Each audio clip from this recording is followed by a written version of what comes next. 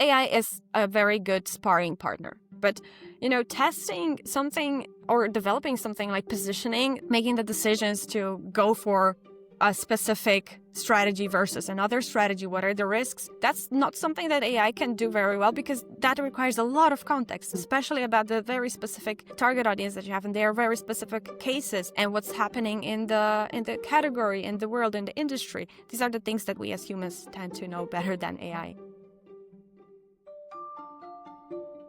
My guest today is Justyna Ciecierska, positioning strategist and creator of the Marketing Waiting Room. I'm really interested to hear more from her about this framework that helps brands stop chasing funnels, forget about the funnel, and start owning mental real estate in buyers' minds. Tell us how you can become a better voice on LinkedIn. Share with us what you've been doing with AI to create some sort of tools to help you do all this. So I want to start with positioning. A lot of people jump into content, I think, before they think about positioning, or they realize they have a positioning problem after their content doesn't work. So, and I think you've said that too. You said mediocre content is usually a positioning problem in disguise.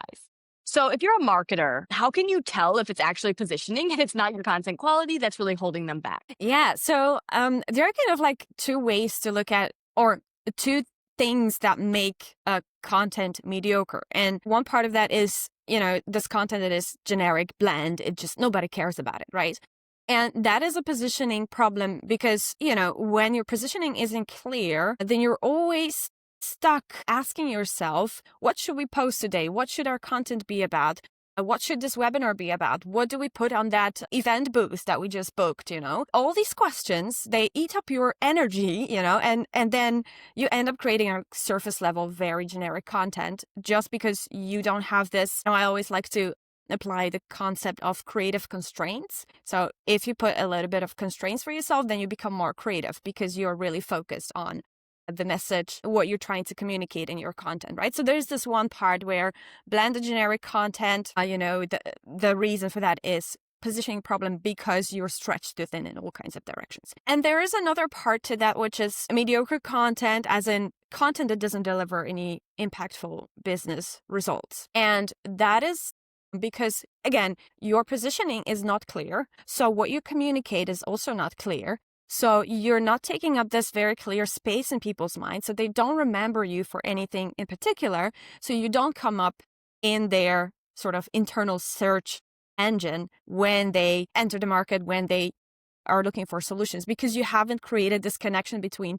hey, we are this kind of tool for this kind of use case. So you're basically ending up creating maybe great content, like people pay attention to it, people like it, but it doesn't convey the message. It doesn't help you create that perception, doesn't make links and associations between your brand, your product, and the needs of your future buyers. So if I've heard you correctly, you're saying, the problem without positioning is both the quality, because you're not able to produce something concrete and specific, but also the business. There maybe isn't a business outcome or a clarity about what is it that you do, which would then eventually make them your customer down the line. So those are kind of the two things that without positioning, you're just sort of creating content that's not serving a purpose. Very often, they don't come to me for positioning advice. They come through the other door. So hey, our content is random. Hey, I just keep thinking what should we post about?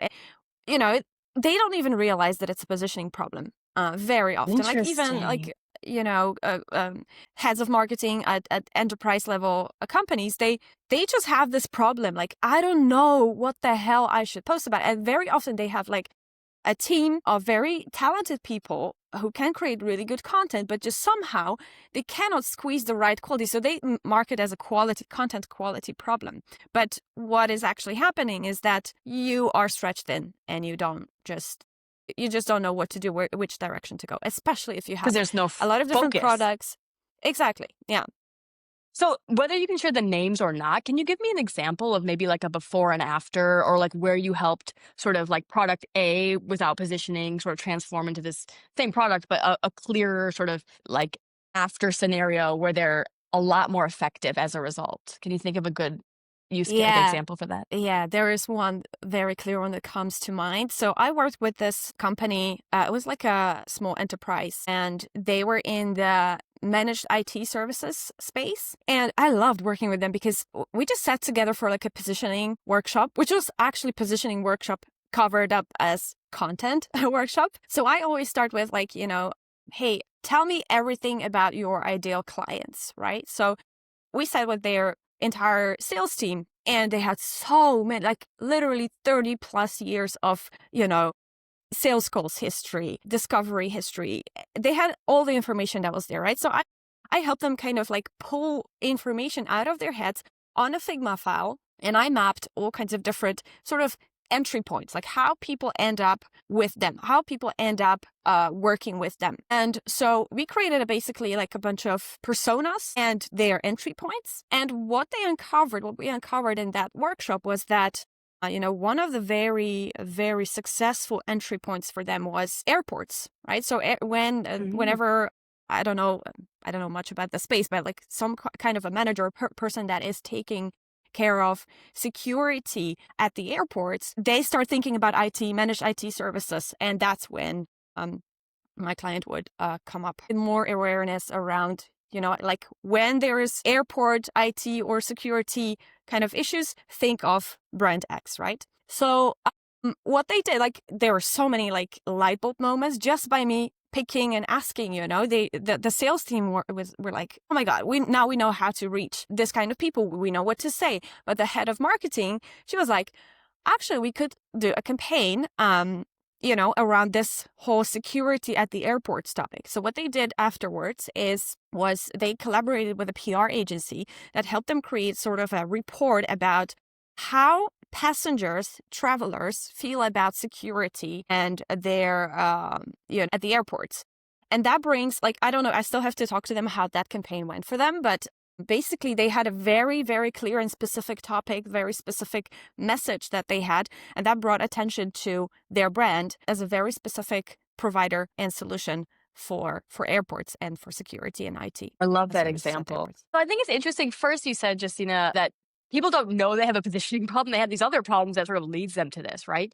And I've worked with clients as well, and I usually propose the first step is usually clarifying as much as we can positioning. And so in your case, you help them go from what seems like they had some sort of broad, maybe broad positioning, and then the result was a more narrow positioning on this sort of airport focus. Did you have any pushback from clients to say like, hey, will this mean we won't get more opportunities in these areas because we're focusing? Because I think in my experience, clients they know they have a problem, but they don't know it's a positioning problem. When you arrive on this more specific positioning, they sort of push back because they're like, but what about all of those other opportunities? Like, did you experience that? Or like, how did you deal with that kind of thing? Honestly, I know what you mean.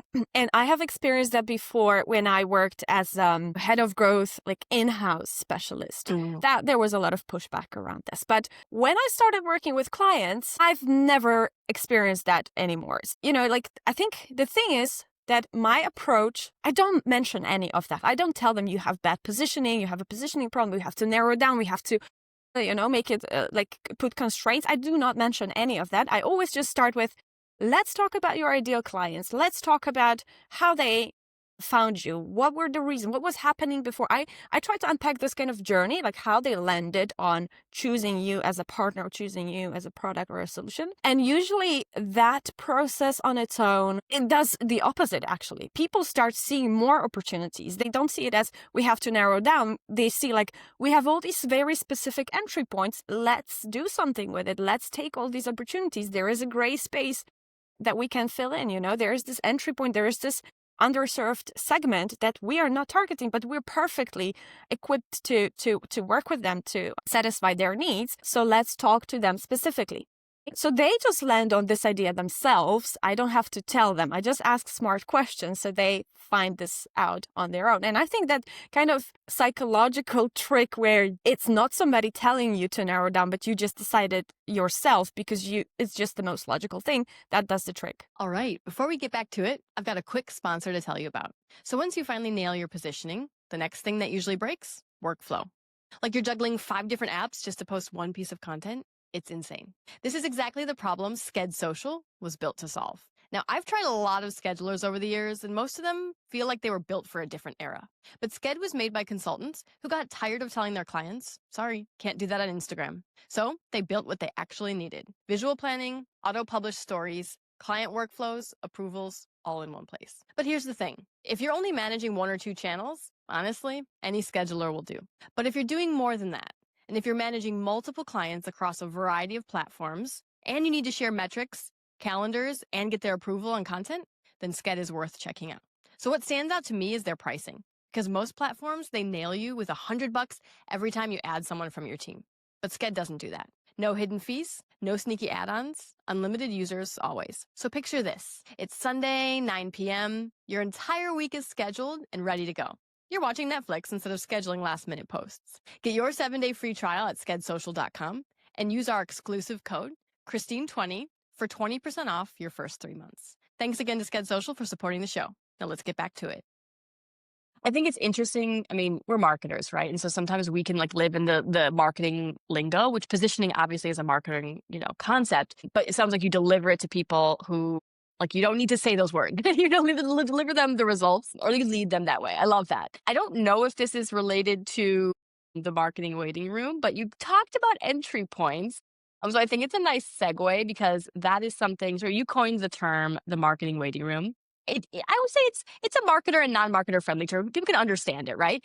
Not everyone is in the market for what you need right now, but your job, I guess, is as a marketer, is to make sure that they're in this waiting room so that when they are ready, they can think of you first. So, this is kind of your answer to the funnels, I believe.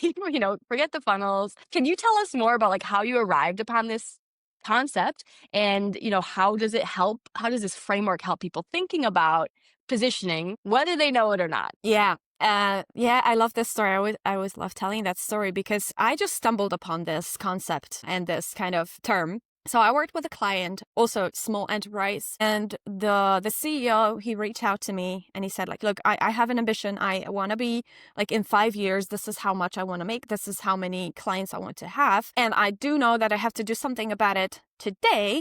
But yeah, I feel like what we're doing now is not really taking me further, taking me a step closer to that ambition, because he just couldn't understand what was happening in his marketing. There were white papers, LinkedIn content, whatever. And that just didn't make sense. That didn't connect hey, we're doing this now. There were a lot of activities that marketing team was doing, but it wasn't really connecting to what he wanted to do.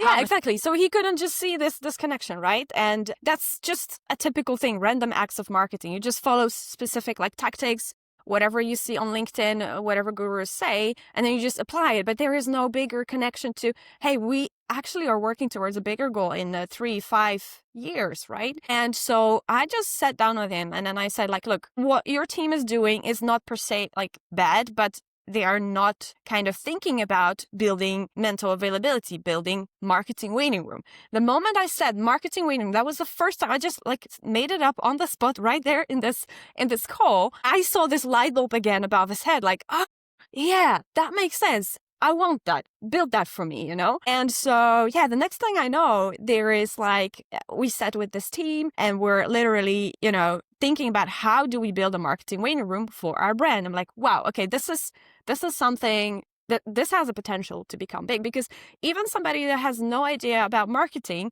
immediately grasped it. So I started talking about this on LinkedIn.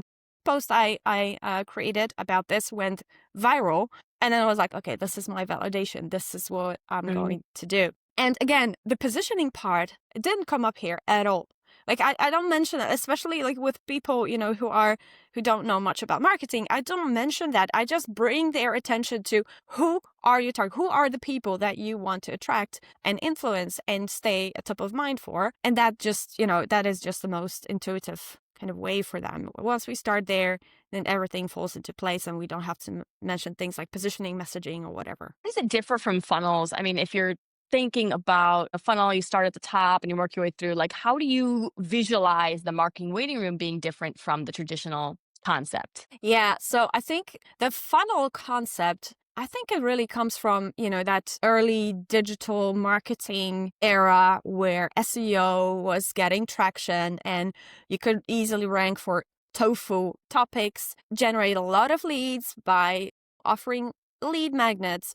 But then there was always this problem, how we have these leads, these people signed up to our email list. how do we convert them? That was like, how do we do that? And the problem here is that we are trying to make it a linear thing, like you're top of the funnel. So that means that you're going to neatly go through all these stages if we just nurture you enough with emails, with calls, with whatever content. But I reject that entire concept because there is a time lag between somebody discovering your brand, being interested in some of your content, even your lead magnets, even if they sign up.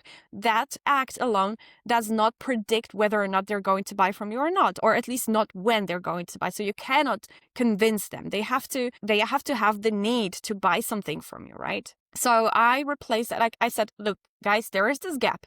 Time lag. So the only thing to do here, the smartest thing to do is to optimize your content, not for conversions, not to push people through funnels, but optimize for memory, building memory structures. So making sure that people remember who you are, what you do, when they need you, in what kind of situations your product becomes relevant, so that you can be easily recalled at the moment of need. And so I introduced a simple sort of concept of 2 rooms. So marketing waiting room is where you build this mental availability, you optimize for memory, you build awareness. And then there is sales room, which is all kind of content about, everything that people, answering questions that people might have once they already decided, I need to buy a solution from this category. Now I need to know a little bit more, like, does it have an integration with this specific system? Or answering all those kind of questions that typically come up after somebody has entered the market. So, people are relatively good at creating this sales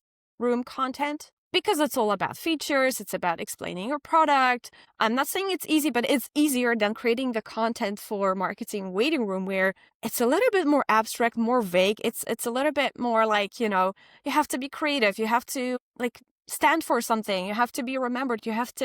There's a lot of things that you have to check to make that work. So there are just 2 rooms, marketing waiting room and sales room, and they work together, building mental availability and building physical availability, which is making it easy for people to buy, making it easy to remember, making it easy to buy.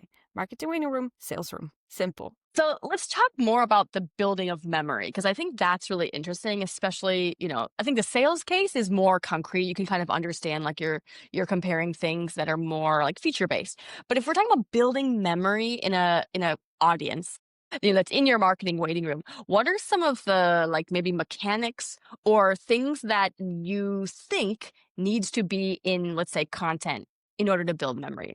Maybe you can also share a specific case to help us visualize what that looks like, because maybe some people are doing some of these things now, but they haven't thought about it in this framework before. Yeah, absolutely. There are a lot of people that kind of intuitively do that, that I notice on LinkedIn, but also bigger brands doing this 360 campaigns. But basically it comes down to 3 things, and that is being distinctive, being repetitive, and being creative. And by distinctive, I mean, there are 2 parts to that. So you have to have a distinctive sort of point of view as a brand. So you have to stand for something, you have to fight against something, and that kind of creates awareness, or that attracts the right kind of people. Because if you're fighting the same enemy, that kind of unites people and makes them like your brand and really resonate with your brand. So point of view is one part of being distinctive, stand for something very, very specific and stick to it. And this is what I kind of call brain keywords, right? So if you figure out what is your point of view, what do you fight against, what is your unique philosophy about a specific topic, these are certain brain keywords that people remember about you, right? So if you constantly repeat the funnel is bad, a memory optimizing is good, and you do it in many creative ways, you repeat that's where the repetition part comes in, then people start to associate you with hey, yeah, I also hate funnels. I do understand what memory optimization means, and that makes sense that I need that to create content that has some business impact for me. And there is another part of the distinctive sort of aspect, and that is visual. So, purple cow, you have to have something distinctive about your brand, so that whenever content appears along with your brand colors or maybe even the face of your founder, that is something that stands out, and that's also something that is, very sticky in the buyer's mind. So being distinctive is number 1. I was just going to say, I spoke with Sarah Hart recently. I'm maybe familiar with her on Nice. on LinkedIn. She does a great job of helping you, be the glitch. That's what she said. But basically be visually distinctive. But I think if folks want great examples of how to do that visually, you can check out that episode, but also check out Sarah Hart and all of her work. She did a lot of cool work on LinkedIn, helping people be more visually distinctive. Yeah, exactly. I love what Sarah does. So like the concept here is that when you're creating content and you put your logo, your distinctive assets, your colors next to it, then over time, if you just show to somebody like, this is my logo, they will have already some kind of like feelings associated with the thoughts. They know that this logo, these assets, they have equity. You have built equity that, is condensed into these assets. So there's a lot of meaning behind it. There is a lot of like, when you see a Porsche logo, you already know it's like a spa.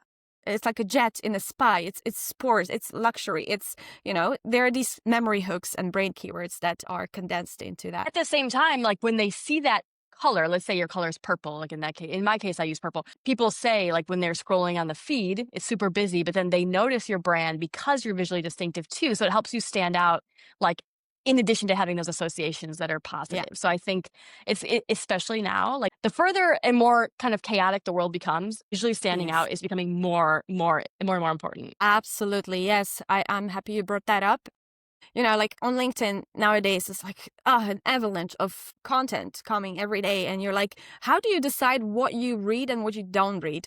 Well, I keep hearing from my followers, like, you know what, when I see these little bubbles on my screen, on my feed, I immediately stop because I know this is you and you're going to have something interesting to say. Where do your bubbles come up? Do you mean there's like a bubble icon? Yeah, so very often I create those like images, and I have these like, I worked with my friend who created my visual identity.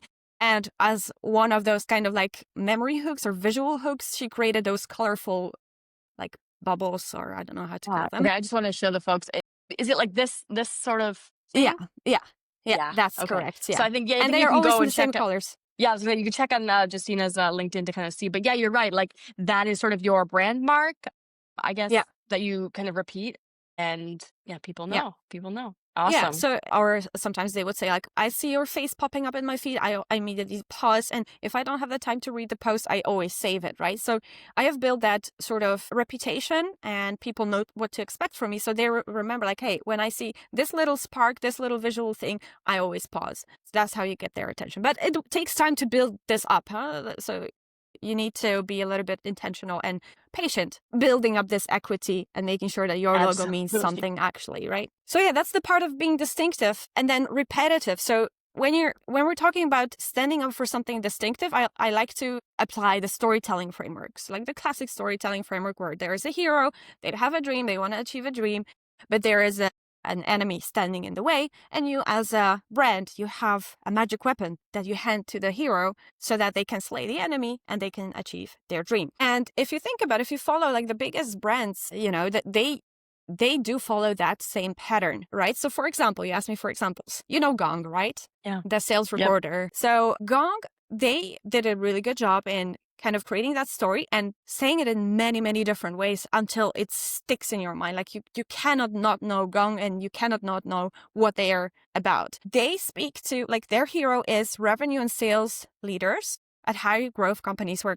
they are trying to coach their sales reps, but it becomes harder because there's scale, there are a lot of calls, and they're trying to coach their sales reps and forecast, like the deal flow and forecast revenue. But, so that's their dream, right? But what stands in the way and what Gong actually introduced as the enemy is the guesswork. They always rely on guesswork from CRM notes, from anecdotes, from sales calls. So there is never really data behind, the sales goals. And that's what sets the stage for Gong as sales goal recorder and insights provider from all these sales goals. So what Gong does is they show you insights from real conversations. They transcribe all the conversations and then they pull insights about what top sales reps do so that leaders can coach their sales reps and also forecast with more confidence, right? And so how they talk about it in their content, it's basically very simple. They do two things. They either expose the enemy or they empower the hero with their magic weapon, which is the magic weapon is the insights, the data. And they're fighting guesswork with their data, right? So it's very, very simple. So for example, exposing the enemy. How they did a lot. They've been known for memes. They created a lot of memes, and these memes were around like, you know, how people hate updating CRM and how CRM is incomplete always. These notes about sales goals, what happened in the sales goal, who to follow up, what is a high opportunity lead, what is not a high opportunity lead. All these things. One, salespeople hate updating that, and sales leaders cannot rely on them, right? So they really were mocking that kind of behavior, that they were not mentioning anything about the product. They were just, you know, creating very relatable, funny content that created a lot of like virality for them. And then on the other hand, empowering the hero, they would use their insights from their tool to show sales leaders and sales reps what top sales reps are doing. So for example, like top sales reps use this one word and that helps them close deals, right? And that also gets viral potential because people just always want to know like what's behind this data, what is the truth, right? They were really selling the truth behind the data. And they were very creative about this because they were also saying things like, what about cursing in sales? Can you do this or not? And there's like, wow, okay. Do people do that? Yeah, I want to know, does it work or not, you know? So they were telling that story in their content. They were repeating that without being boring, without being repetitive, but they were repeating the story to signal. We are against this. We stand for that. And our magic weapon is insights, the truth over guesswork. So these are the three kind of elements. I want to ask about enemy. So do you think that any good product positioning, personal brand, we'll even say, do you think having an enemy would be like the quickest way to sort of clarify your positioning? Like, there's a lot of pieces to like what you're doing, but it sounds like having something that you are against is sort of the critical component to having a clear position because it means you are not that. Would you say that that is the case? Yeah, it's very important because you create contrast, right? So and you help your audience understand your value because you compare it to something, right? And that something has to be something that they hate as well. It's not something that you just make up and it's, you know, you just feel like attacking something. It really has to be something that your target audience also hates. So for example, I like to use archetypes, like brand archetypes for that. And it always actually starts with your positioning, right? Because you're always positioning against something. So for example, head-to-head positioning is when you enter a known category, for example, project management software, right? This is a very established category. And you go against the incumbents, right? So whatever the incumbents are doing is outdated or it's evil or it's toxic or whatever. So you attack that weakness or that part that people don't like about it. And you say, our product is better, our brand is better because we stand for this and this and that. And our product is built to make you, to not mess with you or not to, you know, do something evil or toxic to you. So picking an enemy starts at the product positioning or brand positioning sort of stage. And sometimes picking an enemy is going to be difficult for those like crowded categories. So for example, Basecamp. Do you know Basecamp, the project management software? Yeah, so they had like, why they created Basecamp, why they created a project management software was because all the software, the project management software that was out there was big, bloated, was not made for small teams who want to move, you know, fast, but also they want to build something meaningful without all the bloat, without all the additions. So they were going against the Jiras of this world and so on. But you cannot attack Jira as, you know, as an enemy. That's not good like style. But you can attack what they stands for, right? They came up with a very clever idea because, you know, if you're talking about project management for small teams, that means that small teams are probably startup teams. And at startups, this move fast, break things, do a lot, do bloated stuff, do as much as possible. That was something that people hated very much. And what is connected to that is also the VC funded or fueled kind of chaos. So there's like a lot, move fast, there's, stress and all. And people hated that. So they played to that enemy of like, hey, they make you feel stressed, we make you feel calm. Right? Because we build a software that is super straightforward. You'll have only the things that you need and you can build calm. And they also created this whole movement around calm work, you know, and I literally personally know people who preach like they give their developers like cool down times, you know, that's what they came up with. Like Basecamp came up with cool down periods for developers. as a way to manifest their philosophy, like calm work is best work, right? So they created a whole movement as an opposite of move fast, break things. So yeah, it does take a little bit of research and really knowing your audience very well to pick the right enemy to stand against something, so you can make space, make the stage for your product as the antidote to that. Yeah, I love that. So I want to talk with you a little about how you use ChatGPT in your process. So like everyone's using, AI one way or another these days. But I saw you did a post a few weeks ago and you said you worked really, it sounded like you had this really long process where you tried to see like, hey, can AI really create good content? And you said you got pretty good results. But I want to hear about like what you built, how you built it, and sort of how I don't know, I guess the limits of AI, but obviously like the benefits and the limits, just sort of like, we're savvy marketers out there. Everyone knows how to use it in terms of the basics. But like, I want to hear from you through that experience, what you learned. Yeah. So how it started was that I ran a cohort training a few months ago about how to translate positioning into content, product positioning to content. And there was a lot of interest there. I had a bunch of people sign up. And then I realized, oh gosh, there's so much, it's such a big thing. How do I teach people the principles, but also make them do something like, hands-on during the workshop to help them actually develop their messaging strategy and content strategy?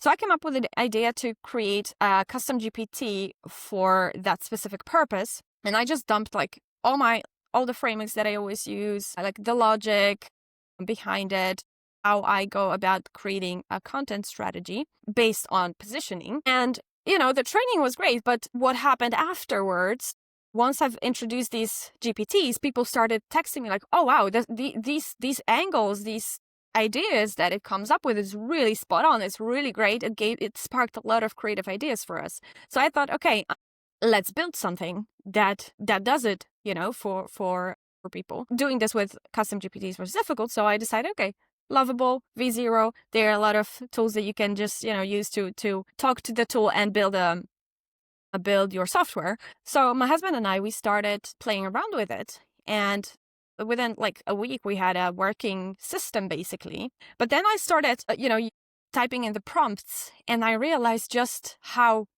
ChatGPT had a lot of context from our previous conversations, and that's what made it good, Now, putting this into a blank canvas was very, very difficult.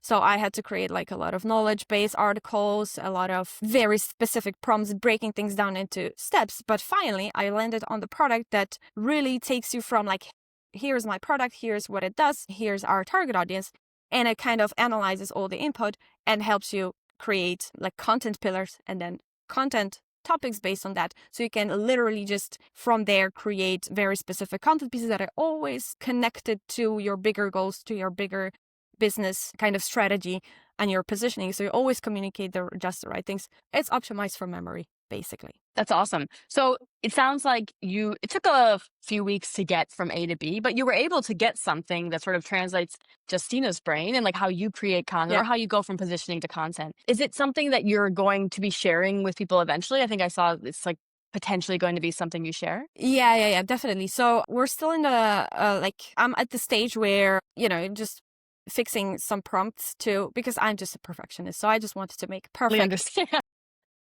I wanted to make a quality that really wows, because that's the value of the product. It's you can create content with ChatGPT, but ChatGPT doesn't have all the context. Even if you upload all your documents, positioning, your transcripts from sales schools, that is still not doing the work because it's not really put into place through the frameworks and the thinking and the process that I usually follow when I'm creating content. So it's still a little bit of a difficult thing to do because you still have to put a lot of effort into this. While in my tool, you just upload your product information and the tool just cleans everything up for you and focuses on what is your messaging, what are your content pillars. So I will be releasing that in a couple of weeks, still making sure that making sure that testing is done on my end, that there is no hallucinations. So far, it's been working great. I've already shown it to a couple of people and they're like, wow, this is sexy.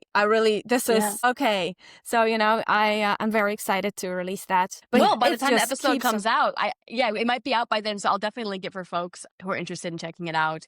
And did you end up using Lovable in the end for it? Like, what did you end up using in sort of creating it? I actually ended up using V0. I'm not sure if you've heard of that. That is more like, I think like Lovable is more of a front end and design sort of a thing, while V0 is really targeted at developers trying to build something more scalable. And that is a little bit more advanced, I think. But yeah, I knew V0 before I knew Lovable, actually. So I see. I've tried Replit, Lovable, and Bolt. I think. I mean, I just messing around with it, but I think I'm inspired to see what else I could create. But I think it's interesting. You had your husband, or maybe you need a partner. I think like sometimes I get stuck in using the tools, so I think it would be good to have a partner, sort of like bounce ideas off if you are going to build something like that. oh, I wouldn't have done it without my husband, because my husband, as he knows programming, but also he's head of data, so he knew I how see. to connect all the API and all that shit. So I would have never figured that Yeah. out. I'm only doing the prompting and the thinking behind the tool Right. and quality checks. So we're a team here. Awesome. Well, okay. Before your tool comes out, if you had, say, 1 hour to spend with ChatGPT or whatever you use, Claude, to stress test your positioning, do you have any advice for like how you could use just the default out of the box AI to help you get further in your positioning? Yeah. Well, I think there's one thing that AI can do. AI is a very good sparring partner. So what I like to do is just to give the first sanity check before doing anything else, so just to get rid of like the obvious things. I like to tell it like, behave like my target audience. So describe my target audience in as much detail as possible, so that the nuances are also very described there. And I would ask like, what would you think that is unclear? What would be your questions, objections, anything like that? And ChatGPT or Claude, it can really surface things that might feel obvious, but you haven't thought of, And this is the first layer, but, testing something or developing something like positioning, that's not something that AI can do very well. It can definitely help you get the elements straight. So transcribing your sales goals, getting through all the like data to surface things like, who is my target audience? What do they say? What segments do we see here? But making the decisions to go for a specific strategy versus another strategy, what are the risks? That's not something that AI can do very well, because that requires a lot of context that AI doesn't have, especially about the very specific target audience that you have, and their very specific cases and their specific environment and what's happening in the category, in the world, in the industry. These are the things that we as humans tend to know better than AI. Yeah. And I can think weave in. you're answering the question, which is sort of the topic that I wanted to talk to you about in general, which is like AI can't fix bad positioning. Like positioning is based on a lot of context. So as you said, about your company, about the market, who else is in the market. There are so many pieces. But I think that, I guess the ideal case would be if you do provide all of the contexts, you could use AI as a sparring partner to help you get closer and use the context to kind of get closer. But ultimately, you need to decide like which strategy is better for you versus another one. So I think that's a really good way of using. Like I said, my question was if you had 1 hour. So right, use it as a sparring partner with the context that you have to get closer to positioning that makes sense for you. Yeah. So I have one question for you specifically about LinkedIn. So I know that you've been growing your audience on LinkedIn. You probably work with folks who do as well. Same here. If your goal is to see someone everywhere on LinkedIn, so like specifically on LinkedIn, really kind of build that marketing waiting room on that platform, do you have any specific advice on things that have either worked for you, worked for your clients, or just things that are like non-obvious tips for how to do it nowadays? Yeah. So I will go back to my framework, right? Being distinctive, just really thinking about saying something distinctive and rallying people around a certain idea or a certain philosophy. That's what I did. Not saying this was a good idea, but when I started talking about funnel is bad. There is no mofu, there is no tofu. There is just two modes, being easy to buy and being easy to remember. And that kind of led me down the path of attacking things like MQLs are bad, like lead generation is bad. And these were the things that marketers at, like in-house marketers at companies, they hated it because they were like, oh my gosh, LinkedIn, lead generation is this part where we're being held responsible for some results while we're trying to build awareness, and that is not measured in MQLs or leads. It's measured in branded search or awareness or a consideration. And so that created a lot of momentum for me. And I remember I was invited to an event, and we would have to do like a sort of like a dedicated 1 hour where people could sit with me and ask some questions. It was like such a long line, and people, like, they didn't have enough chairs to, fit everybody in that room, just because, this power of this narrative was so strong and people were so like interested in that. And so, standing for something that people hate, saying something that everybody thinks but nobody says, filling up that gray space in the conversation, that's what really gets you a lot of attention. That's how you are always people see you everywhere. Because what it does also is that people start quoting you, tagging you in comments everywhere, and inviting you to podcasts, so you start building this momentum around your name. And one thing that also helped me, and that is not related to the framework or building memory in that sense, but is very important, is to associate yourself with other people who already have like some authority. So what I did on LinkedIn specifically, I would reach out to people who already had a lot of following and a lot of authority built up, and they were kind of aligning with my narrative and my points of view. And I would organize these kind of like LinkedIn live sessions. And what I would do, I just like literally one by one, I would invite all of my followers to these talks. And there were like, I don't know, 20, 50 people showing up during those talks, but that was not the most important part. The most important part was the invitation. That people saw that I am having a talk with somebody respected in the industry. And then what happened was like, oh yeah, when is the next talk? Who are you inviting? I saw you doing a lot of those talks. Well, it was just, even when they were not there, they were like seeing this all. So it's kind of like a little bit of you're creating this perception. So that's one thing.